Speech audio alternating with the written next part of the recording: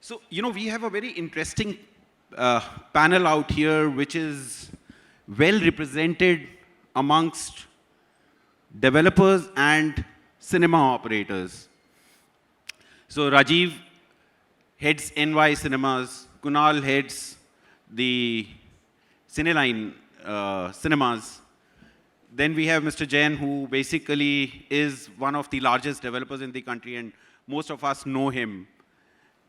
Supported by Blackstone, Nexus happens to be the next level of shopping centers which are being built into the country. And of course, from Elpro,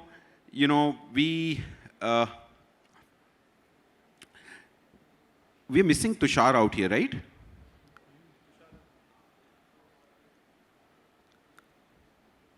So we have Mr. Deepak Kumar from Elpro, and amongst the panelists, my basic premise would be to look at whether the multiplexes are a boon or a bane to the shopping centers. So much of you would tend to believe that it's a boon to have cinemas.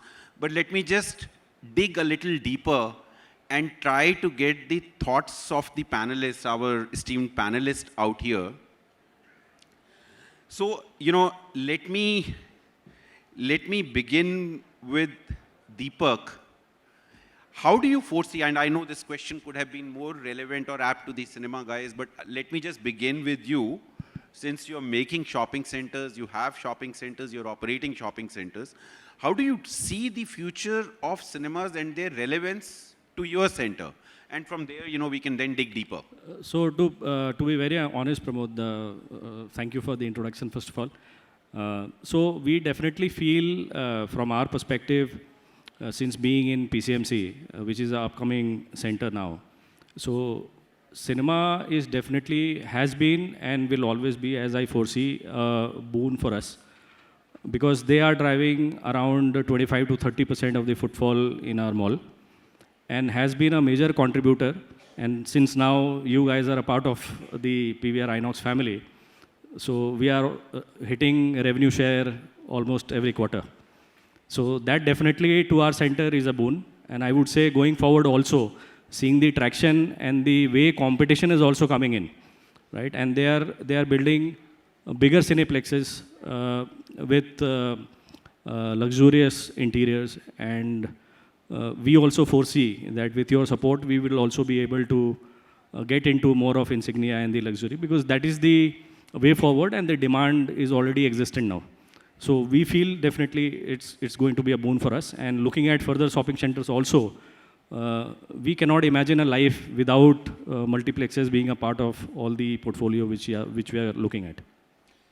So, Deepak touched a point which basically leads me to a necessity.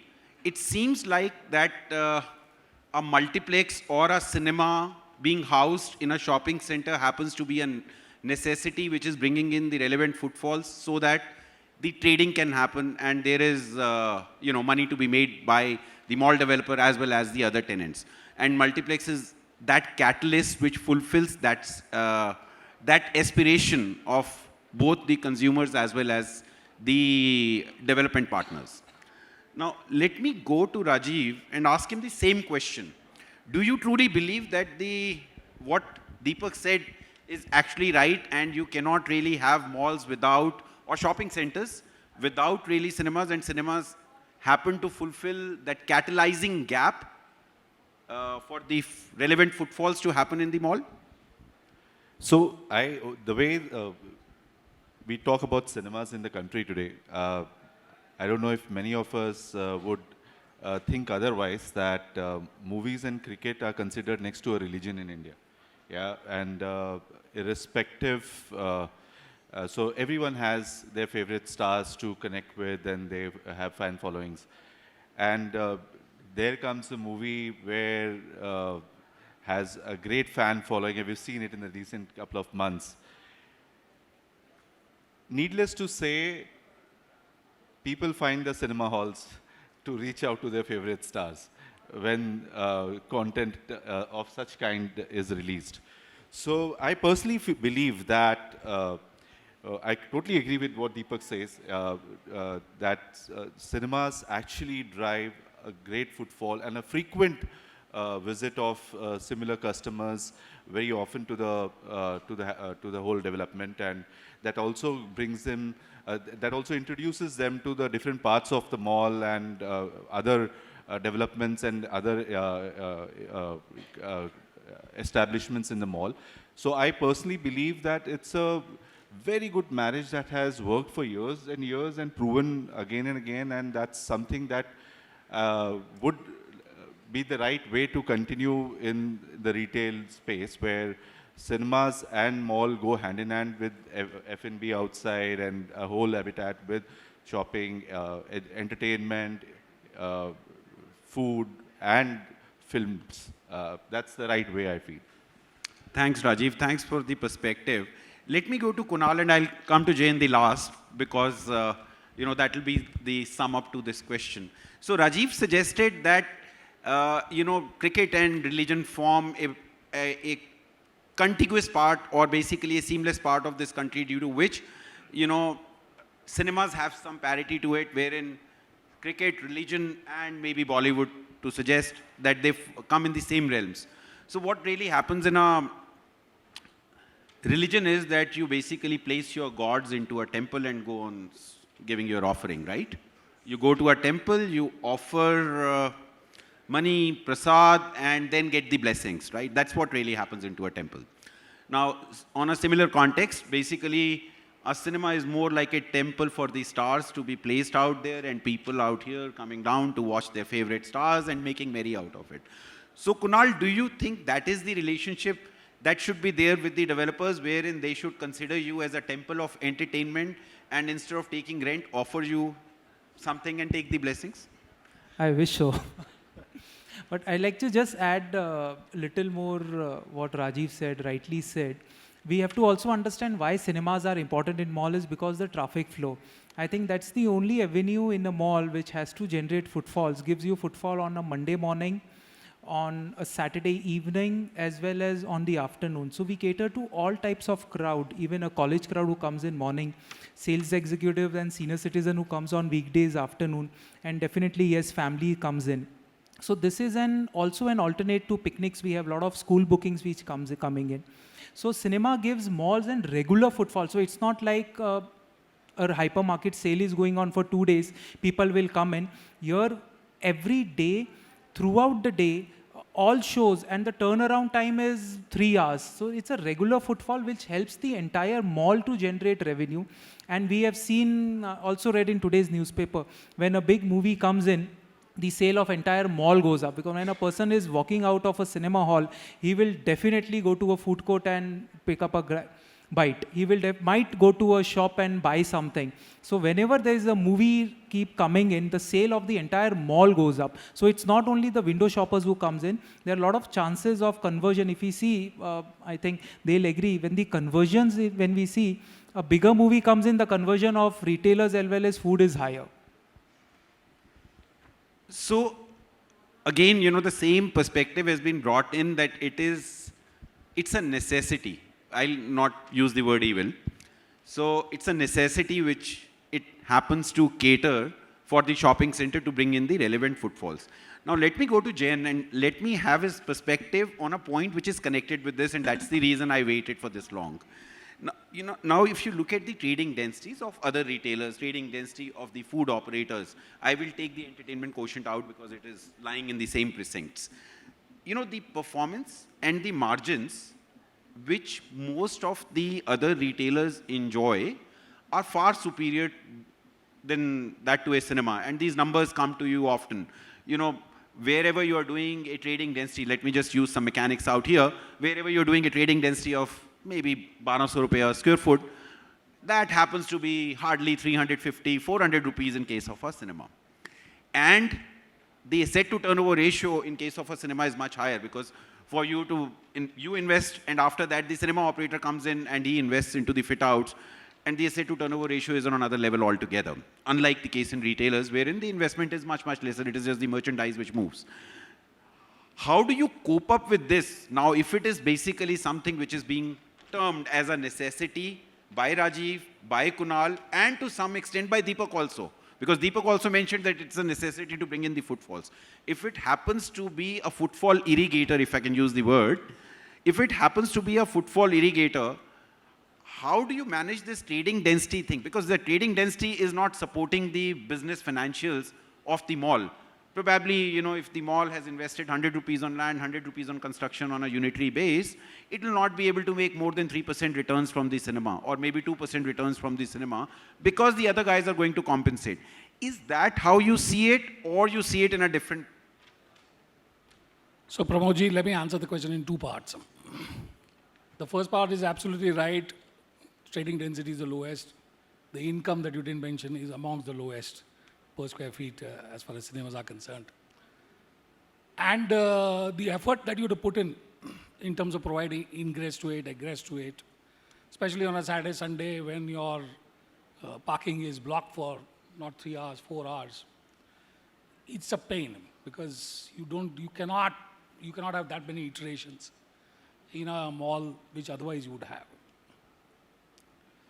And yes, it's difficulty. That's why sometimes shopping centers also start thinking whether a cinema is needed or not. But we at Nexus have always believed that cinema is an integral part because of one basic factor. And what I think that was put is that cinemas don't just enthuse people to come on a regular basis. They give ideas about fashion to people. They give ideas about accessories to people. They give ideas about what food to eat to people. They give ideas about which places do you want to go to visit to people. And it's a window to the world which opens up brands. I can tell you that Kuch Kuch Hota Hai and Shah Rukh Khan wearing in those days, those foreign brands that we not even DKNY or Gap or whatever, made people aware of those brands, made people aspire for those brands, and then ultimately it meant that people would look out for, and that too also in a shopping center. Also meant that the brands then suddenly found that this is one place to again put up a store, which ultimately made us, earn money. So that's a perspective that we feel is a very powerful perspective for us. That cinemas actually constitute or have an environment which builds for the entire shopping to take place. And it has a great influence. Today, it's not just influence from Bollywood. The influence is even from South. For example, the successful movies, even things like Kantara, which, nobody thought would be a hit and then suddenly did phenomenally well, gave birth to some different styles, gave birth to some different things which we had never even thought of. So I guess that is one of our most powerful reasons of why we balance out or why we try and balance out the fact that there is always going to be a cinema, even if I've got 1 million square feet or even if I've got a 3 lakh square feet area. Yes, obviously the ratio might change, or you might have a little larger space in 1 million square feet and you might do well. And it may not be so much in a 3 lakh square feet where you try and curtail and you might have. But then the beauty of multiplex, Pramodji, which has really helped us is that now it's not essential that we need to have only one big hall of 500 people. You can have 5 halls of 100. And if you want a successful movie to run, all 5 can run the same movie at the same time. It doesn't really matter. So that flexibility, sir, is what we are now engaging with cinema owners and trying to bring out so that there is a lot more variety available to the customer if he wants to see it. Give you one insight, sir, and I'm sure that you would. We had rocking bumper admits like everybody talked about. And our cinema in Mumbai also did very well. We were analyzing and we thought that yes, the traditional Khan must have really worked. When we analyzed, we found that it was the Marathi movie which had the highest amount of admits, beating Mr. Khan by a long margin. And that movie also had the same kind of local connect to the people, what the local things that were required, the local food, the local fashion, local accessories, which if we cater to in our mall, then it has a direct impact on our consumption sale. Because after all, we are engaging the target audience. So I guess that is our take on why we believe that cinemas play a important role for at least a shopping center to be successful. So coming in from Nexus it makes a powerful statement that cinemas happen to fulfill that gap, the need gap which exists, and a shopping center without a cinema is something that is not being perceived by either the development partners or the multiplex operators, so which basically gives a converged thinking that multiplex होगा ही होगा या cinema होगा ही होगा, एक shopping center बन रहा है. While this thing gets defied when you get into countries like Singapore, because Singapore has many large shopping centers which does not have cinemas, which gets great trading densities, and probably we can touch through at some point during this session. Let me just go to Kunal, and after that I'll come to the people on the floor. Kunal, what Jayen has suggested is that it happens to be a sort of a necessity, and that necessity is, you cannot perceive a mall without a cinema. So typically, would you believe that the number of malls being constructed into the country and each of them having a cinema would not take this country to having an overhang of inventory or an overhang of screens or an overhang of seats? Because, you can only watch a Shah Rukh Khan or a Salman Khan as many times. You cannot be like, it's not a buffet plate on a breakfast that you watch him every day. So typically, how many cinemas, because every mall which is being developed in like nooks and crannies, if all of them have cinemas, how do you survive in this industry? Your thoughts on that?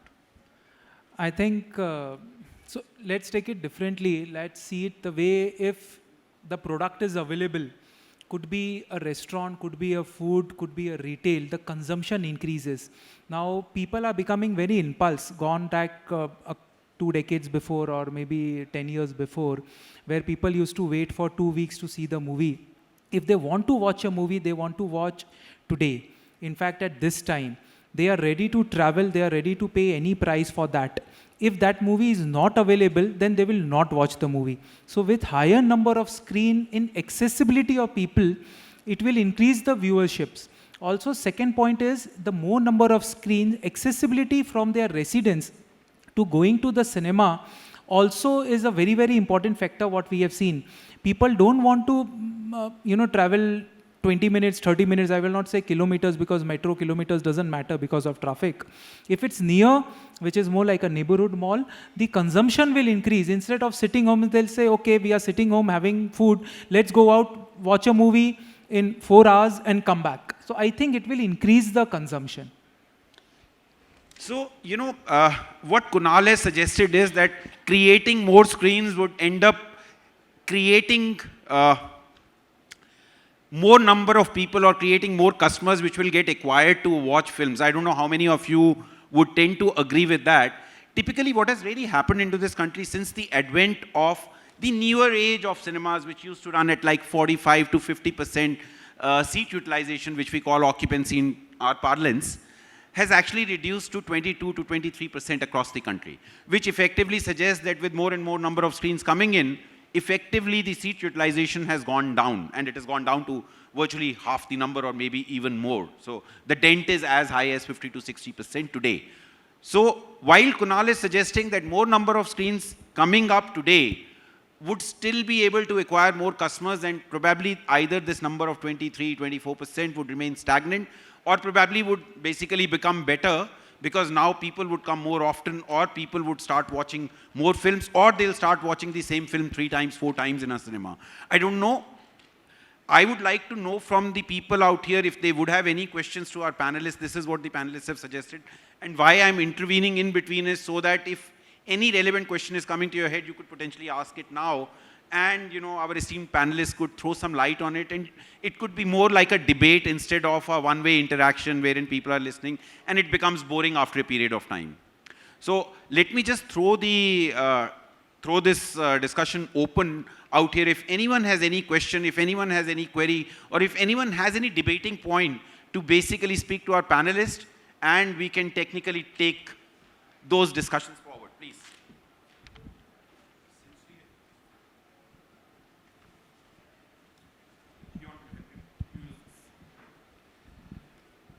since we already have the infrastructure, can we put that infrastructure to alternative uses other than just cinema, stand-up comedy, book launch, screening of important matches?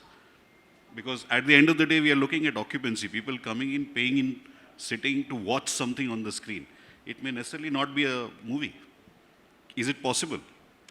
So my dear friend has basically put in a great question that is there an alternate programming that can be done into cinemas which can help generate the revenues so that more screens coming up on the shores can still end up generating the revenues that can service the rental for the developer? To Rajeev and Kunal.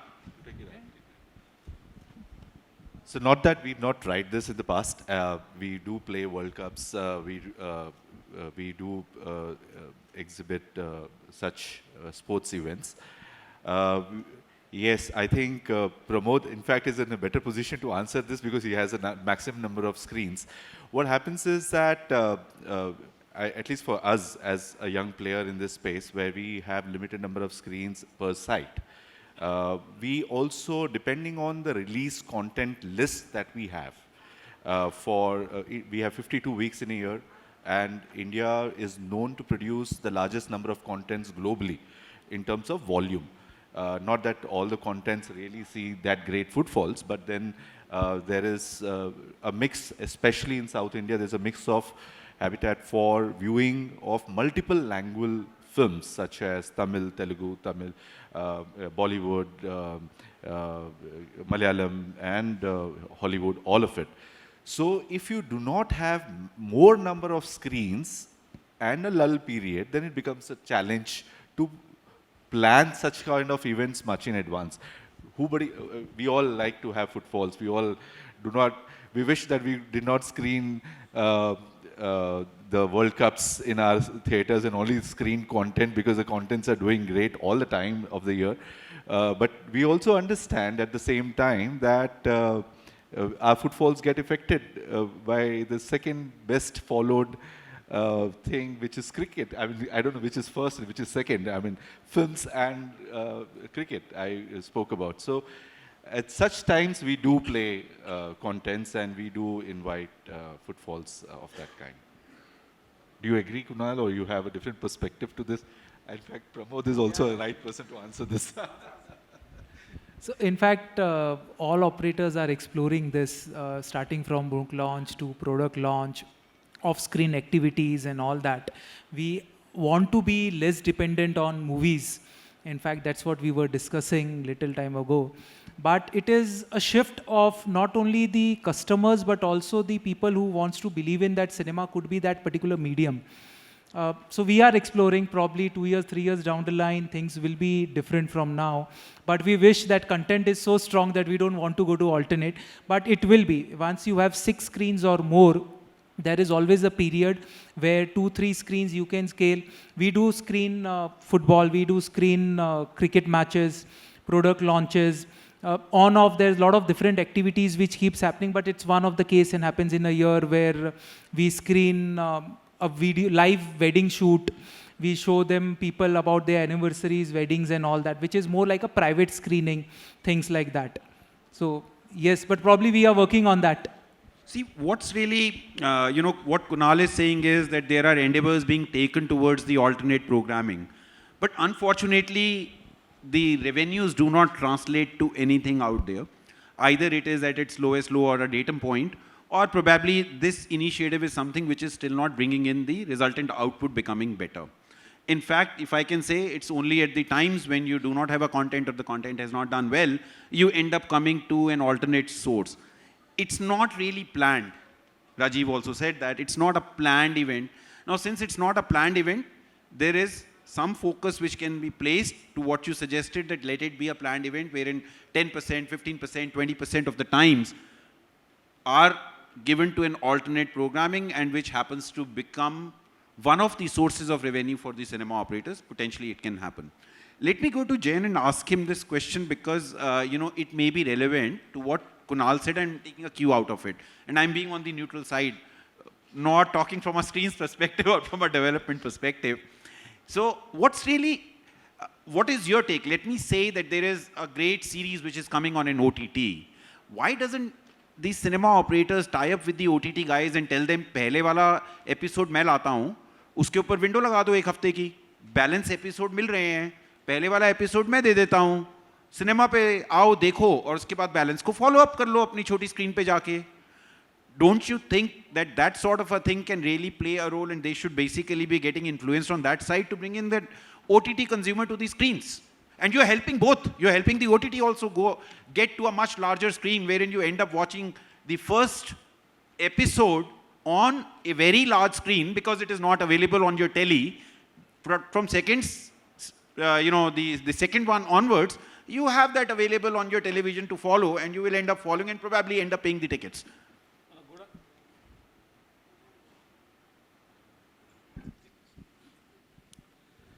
That's a good idea. I think it may work or not work. But remember, Pramodji, OTT is watching at leisure.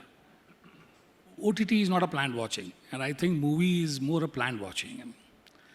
So even if you release a kind of a first episode on television, on screen, and then say that you have to come at 5 o'clock or 6 o'clock or 10 o'clock, and that's a kind of a constraint that I believe that customers might have.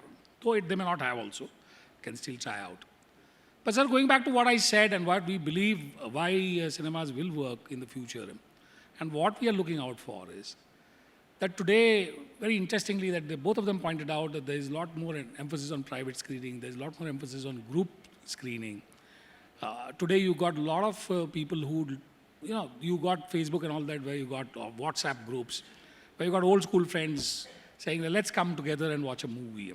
But traditionally, somebody has already watched Jayen, somebody's already watched XYZ, then they don't come to a common clause. If you flip it aside, the same thing, the OTT thing on the flip side, sir, with now the digital content available to you and your movies you already screened once, and the kind of leeway that you have with exhibitors or with producers themselves, if at your cinema a choice is given to a group of people to flip and see, this is the movie that I want to see just now at one point of time, I believe that might be a great winner for the future. And that might open up a new vista altogether. So there is a group of people who might want to watch a Devanand movie. You come there is a Devanand movie in the library. You just flip it, the digital screen just comes up, and then everybody can watch it. You earn your money. In fact, you earn more money than whatever you would have done in the past. You revive all the old movies that still have got a lot of relevance to the moviegoer. I believe that instead of going the OTT way, which does the same thing, it's like a flip of a button that you watch and you keep on scrolling down, and suddenly you say, okay, this is something new, and you watch that. I believe that if we come to that part, and I do think that this will be a thing in the future, where screens with 50 units, 100 units and all that can have a kind of a menu or this thing which you just click, and then group of 50 people come and watch the movie, and then it can be any movie. Then the whole concept of movie release or the whole concept of this thing undergoes a dramatic change. And that, I think, is... So to Jayen's point, this is something which has been in practice. But unfortunately, the fraternity of cinemas is either unable to market it or do not have the wherewithal of coming out of their comfort zone. So there exists a model called Vakao. Vakao is that personalized that you can select today a film like Mughal-e-Azam. It will go on forming a community of people who live around that cinema. Moment it goes 50% up, the show is on, otherwise you get your money refunded. So to that extent, the model exists. But unfortunately, what I see amongst the cinema operators is they are just not able to move from their comfort zone.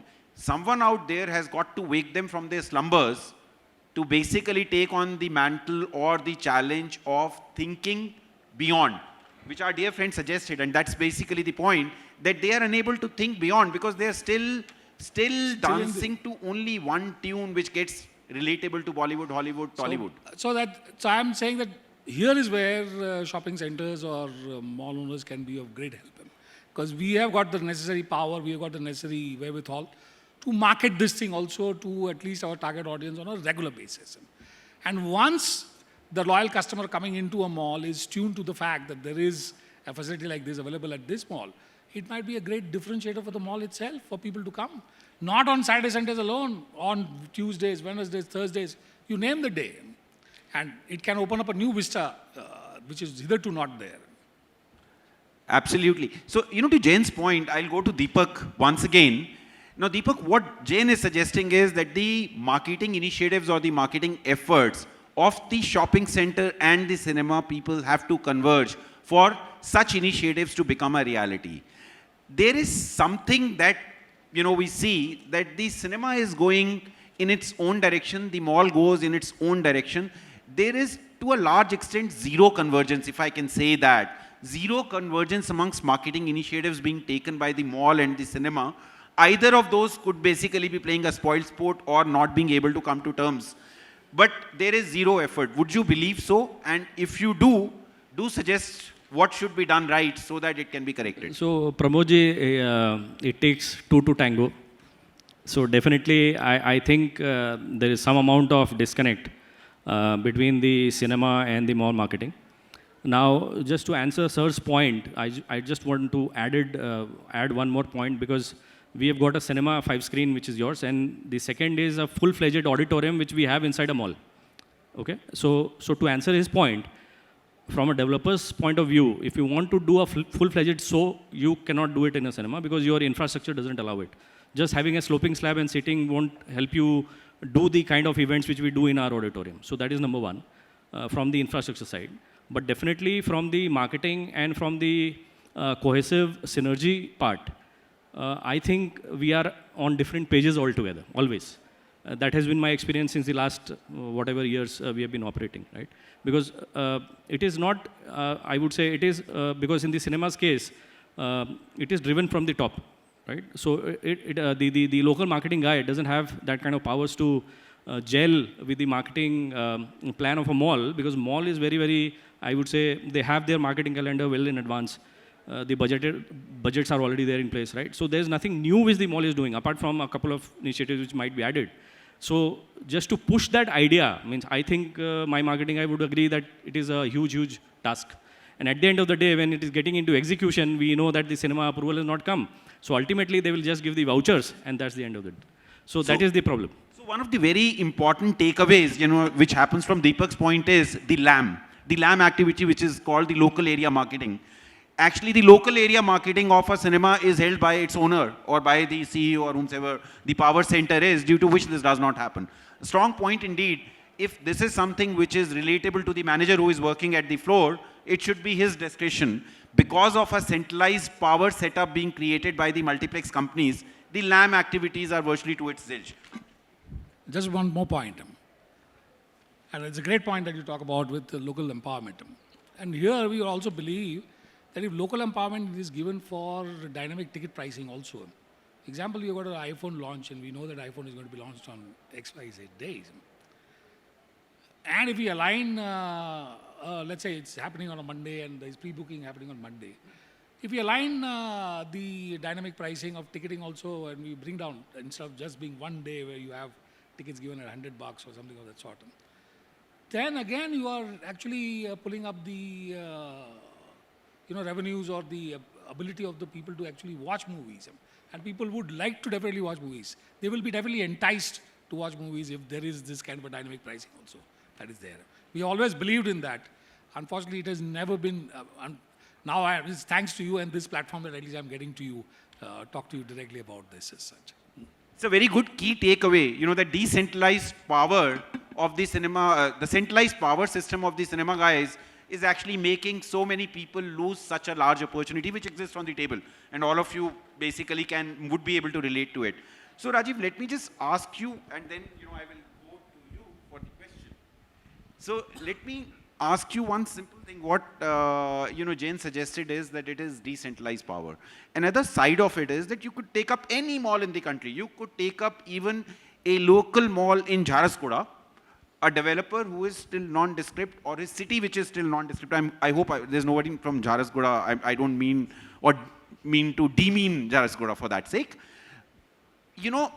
The cinema operators or the cinema companies are on do you believe or you don't? Let me ask you this question. Cinema companies on their marketing initiatives when it comes to digital age and the digital marketing are probably still on a 0.0 version, 0.0 version.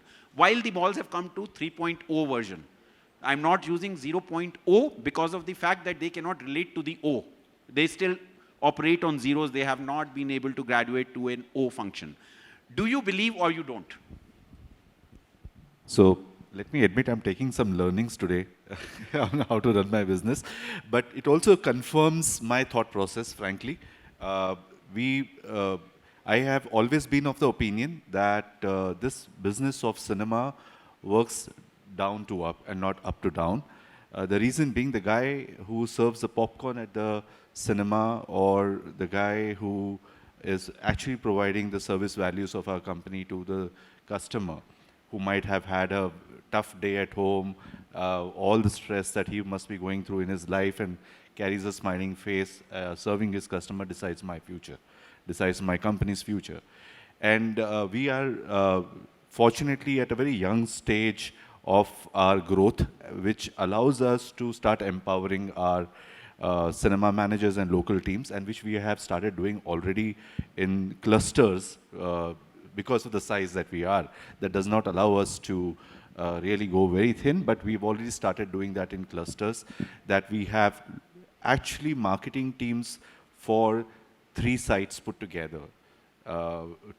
Who decide the local geography, the local habitat, the local communication, and the interaction and engagement that is needed for the catchment in that area to be able to drive that footfalls. So we, as a brand, we thrive to be the identity for the city that we go in, and hence once we do not really frequent a smaller city with multiple sites, you know. And I totally believe in this empowerment at the local level, because what happens is that every site is an entrepreneurshiply driven site. That's how I would like the business to be growing, at least for our organization. And I kind of am in sync with what Jayen said. So great, takeaway. As a young company, so Rajeev has a way to mold. Rajeev is not really going to get molded and probably come out with initiatives which would be in the larger good of the customer, as well as it will benefit all the stakeholders which are, relatable to it. So let me go to my friend, and he has a question. Let him ask one. So my question is more educational. I wanted to learn about the numbers which were just discussed, that the occupancy has dropped from 45% or 50% to 22% to 24% now. Can I ask the panel out here, what's the occupancy of the last 6 months? Because the quality of content which has come out, and we've had one blockbuster after one blockbuster, what would be the occupancy of your cinemas today compared to how this occupancy has dropped from 45 to 50? Was it also the content? Because I read in the newspapers last 2 years that every star or every producer is struggling to even do a 100 crore film. So is it also to do with COVID, the content, and is it good to now assume that with the quality improving, these numbers would improve?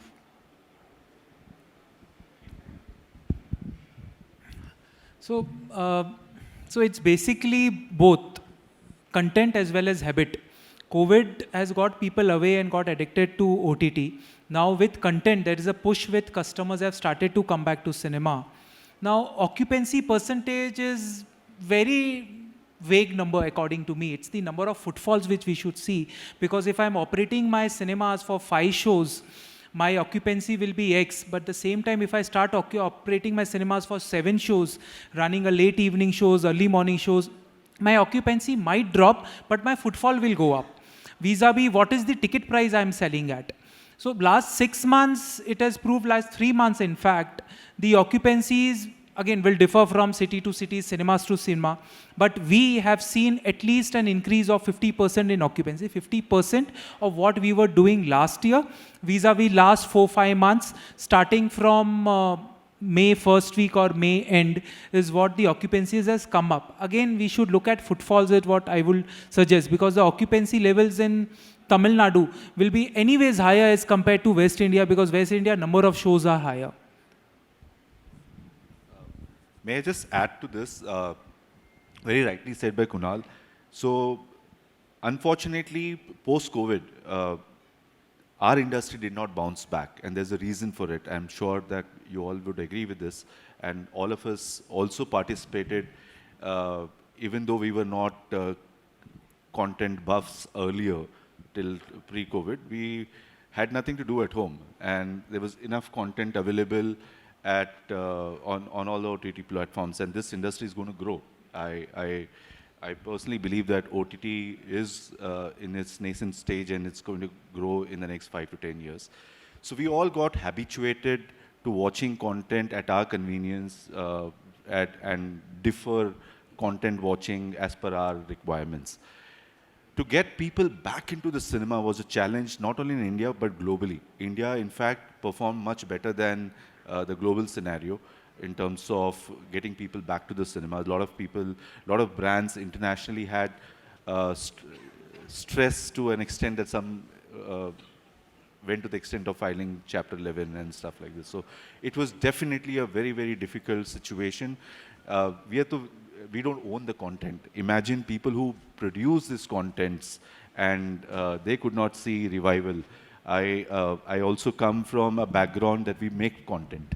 So I can speak very confidently about this, that we were scared that, you know, for making a content which goes on, it's a process of a year and a half to 2 to actually deliver it to the audience. And when you don't see the right footfalls into the cinemas, what's the alternate that you have, you know? And these days, the sweet spot that the content makers have also thought is either the film is below 30 crores budget or it's 70 plus crores budget.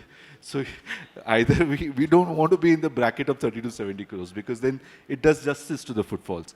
But fortunately, the kind of contents that started releasing this year, and thanks to the corporate world that said no to hybrid way of working largely, that pushed people back to the offices, that many of us do not really make time after we go home to really switch on the laptops and watch content unless it's a weekend or there's no content in the theaters.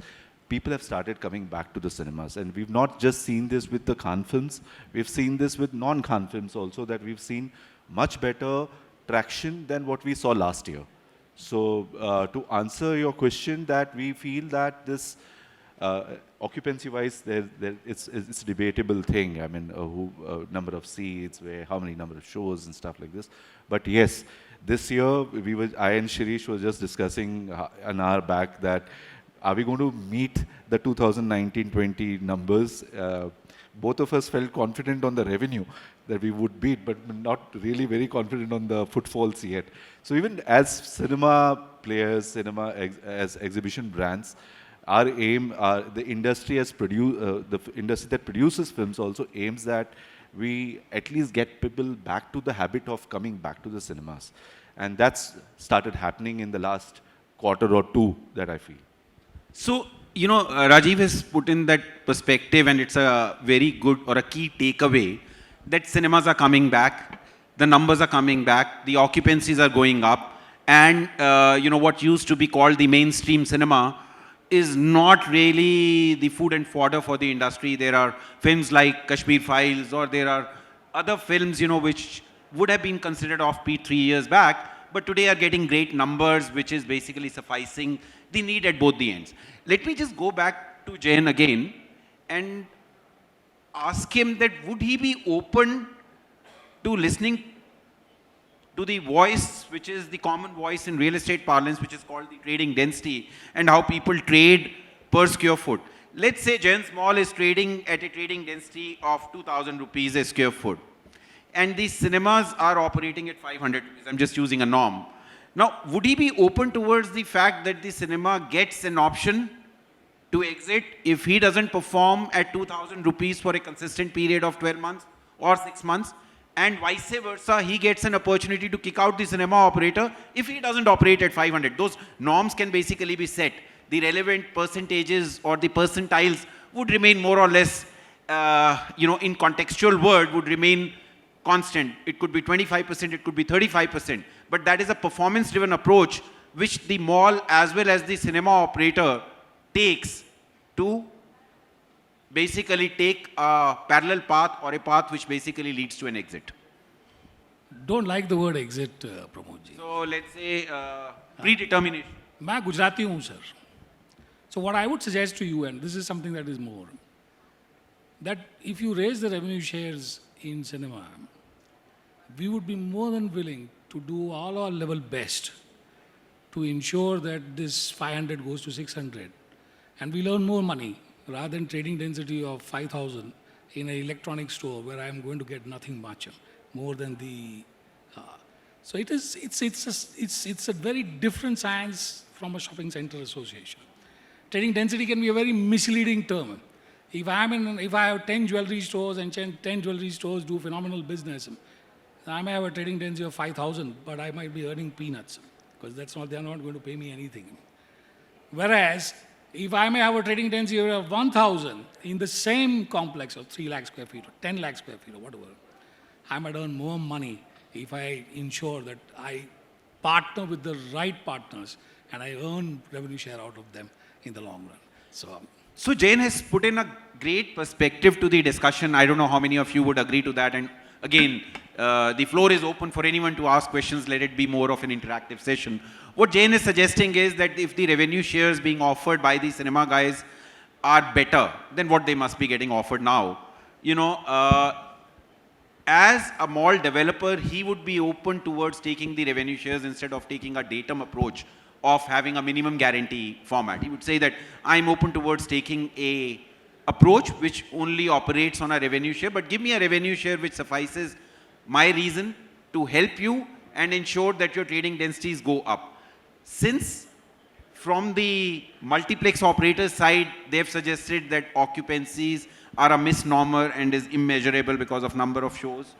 On the developer side, the trading density is again a misnomer because a category would end up defining the trading density and the percentage that you get out of the share. So it becomes very difficult to have those matrices being used for performance. So apparently the answer that is coming out is that let this industry run on revenue shares instead of having a datum point, so that both the sides, which is the mall operator as well as the cinema operator, working together to make sure that this industry succeeds, this industry basically makes better numbers because it's a sharing mechanism.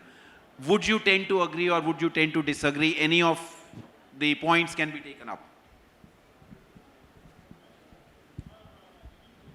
Yeah, I have a small point to make. I've been listening to what you've been saying very intently, and I also run a mall. I believe apart from the revenue percentages or revenue figures, what's the most important part in the cinema is that it gets us a lot of collateral benefit, which I think is immeasurable, very important. The amount of footfall which is driven by a cinema operator in the mall is humongous. So even if we get somebody else who's giving us more trading density supposedly, but it will not give us the collateral benefit which we get out of a cinema, which the amount of footfall which it brings in. So that is something which we also need to look at. We just can't look at numbers in isolation. I think the entire ecosystem of a mall or a developer needs a cinema. That's my 2 pence to your discussion. So a great point, which has come in that again, it's basically pointing towards the convergence of the industry to suggest that both the sides, which is the development partner as well as the cinema partner, have to talk about a partnership deal instead of a minimum guarantee or a rental sort of a deal, because it's something which is necessary for the mall to survive, suffice a reason to be, for the local community, forming a space of social collaboration. Anyone who would have any other question, happy to take that, or we'll move forward. Okay, we'll move forward. So, the other thing we have, while we have discussed, there is a constant thing, whether you look at Twitter, whether you look at the other social media, this thing is about the expensive pricing of cinemas. A question to you, Kunal, do you look at the geographical parameters when you decide the pricing, or you decide the pricing of tickets, your F&B, in your boardrooms, and not really taking into context the need of the consumer or the geographical parameters that exist within a certain geography?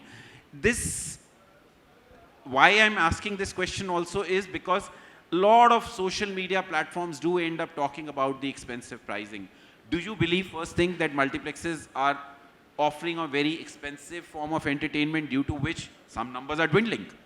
And those numbers can go up in case they basically take an approach which is keeping the consumer in the center? Or you don't believe in this? Second is, do you believe that there can be a better matrices used to define a dynamic sort of a pricing for the shows, for the films, for the concessions and so on and so forth, which is more driven by a data approach? You know, this is a simple algorithm which can be developed by any of the software companies, which can then deliver you probably returns which could be superior. Your take on it? So, right, all ticket pricing are based on what type of cinema it is, what type of mall it is, and what type of product we are offering when it comes to cinema. There are different formats. Now, this is an ongoing debate that ticket prices are high, but there are different formats. Now, if you pick up an Sunday evening show of an all recliner auditorium or an IMAX and say the ticket pricing is 1500, but if you see in maybe 2 kilometers of that, if there is a cinema which is not of that category will made, there will be the same time ticket available at 250 rupees also. Still in India, the average ticket prices is 30% of what which is there internationally. So if we pick up a ticket price which is the highest and want to just make an Twitter war on that, or probably want to get some popularity, this is the gimmick. Yes, the ticket price changes based on demand, based on what movie, what time of the day, which day, and what is the content. The same cinema might offer a movie at 200 rupees, and the same cinema seat will be offered at 600 rupees also. It's end of the day how the entire trade works. We don't argue when it comes to a hotel room, which comes at 6,000 and comes at 20,000 also. We don't argue at an airfare price which comes at 5,000 and 15,000 also. So yes, it's a dynamic ticket pricing, but differs from cinema to cinema, time to time. It's up to the consumer which product he wants to pick up. Go to a retail or go to a restaurant. If you want to pick up a coffee in a B category coffee shop and want to compare that this coffee, and always all coffees are at 350, which is the price of a Starbucks, that's not right. If you want to go to a Starbucks, you have to pay that price. So Rajeev, any point from you in terms of keeping the consumer in the center? So the way we approach it is that we first, before we actually do the fit outs, we study the consumer behaviors in that area and in that geography, and kind of decide, all of us do that, what kind of capex infusion has to go into it, and whether the rentals are right. There are two biggest operating expenses for us as theatre chains is real estate and HVAC. These are the two major expenses of our cinema. And hence, if this approach is taken as much as possible before we set up the cinema, of being more customer-centric, because this business is all about footfalls. This business is all about getting more frequent audiences, more loyal audiences to your cinema. And I really do not want to believe in losing my customer loyalty just because I'm outpriced for the market. So I personally believe it's a combination of the factors that derive the price that we offer at the cinema. I sell the same popcorn at 180 rupees somewhere, but I'm forced to sell the same popcorn in some other place at 450 rupees. Now, not that I make a bigger EBITDA there, it's just that my operating costs are very expensive in that location. And hence, I may not be able to offer the same product at the same price to the same customer audience. And that customer audience, I'm assuming, because of my operational expenses being high in those areas, are a pocket which can absorb this kind of pricing. Now, I cannot really stop, none of us can stop Twitter tweets and stuff like Rajeev this. has put in a great point. What he's saying is that he's keeping the consumer in the center, then deciding even the capital allocation to a project, instead of saying that, hey, I am XYZ, I will put in this much capital and now you have to pay me this much. So Rajeev's point is that it's a model that they are operating, keeping the consumer in the center, and then investing the capital and deciding the pricing so that it can basically fulfill the needs of the consumers in that geography. So great point. You know, going to Jayen again, you know, when Rajeev is talking about keeping the consumer in the center and then investing capital, do you believe that that's the right model? So technically you have a mall in a Udaipur and you have a mall in a Bombay. So let's say the Bombay mall is at a premium location and Udaipur is also at a premium location, but both the geographies would happen to play differently from the consumer's perspective. Would you be open towards the side what Rajeev is suggesting, that he'll invest less capital into a cinema in Udaipur and higher capital into a cinema at an XYZ place, say a Bombay? Not a black and white in that sense. It should also depend on the mall, the specs of the mall, the way the mall is positioned, the brands that the mall already has, or the kind of content that the brand mix that the mall has. You can have a mall in Udaipur also with a very premium cinema, given the fact that there is a very nice mall which it has all the key brands that are there, attracting not just people from Udaipur, but in and around 30-kilometer radius, which is a catchment for them to come. So we have such malls, and we do. I mean, I'm sure that you're already part and partner of us in such and such. So it depends on the way in which you actually have. I think it depends more on the positioning of the mall, and when you enter that mall, what is the developer is, how their specs are, what they are looking at. I think once you get that, then I think a kind of a suitable decision can be taken into what is the kind of investment that can be made, which I think will be a fair assessment. You might have a very average mall in a great location in Mumbai also, where you might not have the right audience coming in as such. So Jayen's point is that, you know, if there is a premium mall, then the cinema operator also ends up following that tow line.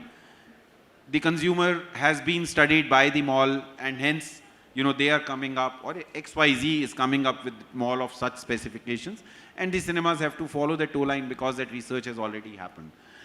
So to Jayen's point, it could be potentially right, because if Jayen is offering only a revenue share, then he wants the cinema to invest that sort of monies and come out with a premium product so that it suffices a reason for the revenue shares to trickle in. So, you know, any questions coming in on this thing? Happy to take those. Okay. You know, then one of the points which is mentioned is the size and screens in relation to size of shopping centers. Now, this point has been daunting many, that is there a science behind this, or is it basically on a model which is called WF, which is whims and fancies?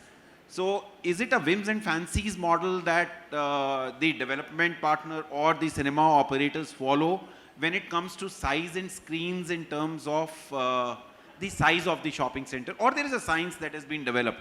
So let me go to the cinema operators first and then to the development partners.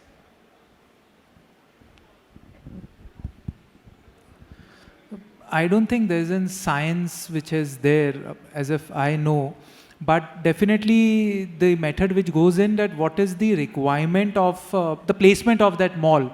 Is that mall located into a place which is requiring a higher cinema requirement is there, or there are a lot of cinemas around and they want to make a smaller niche cinema so that they get a regular footfall. So it depends on where the mall is placed, based on that irrespective of whichever town or tier it is. Rajeev, your thoughts on this?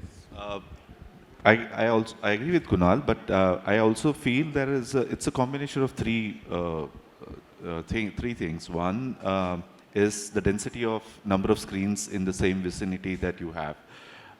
Second is, are you comfortable? Are you confident that you would have enough content to play in as many number of screens that you deliver at a site?